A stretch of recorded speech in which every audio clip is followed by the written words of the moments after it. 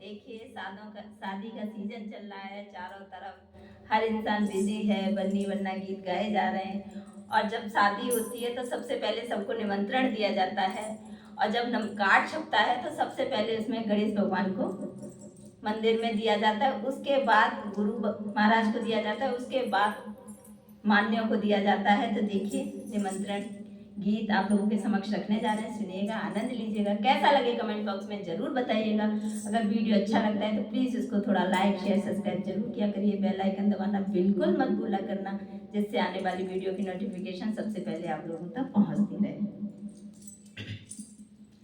तीनों लोकों में भेजूंगी बुलावा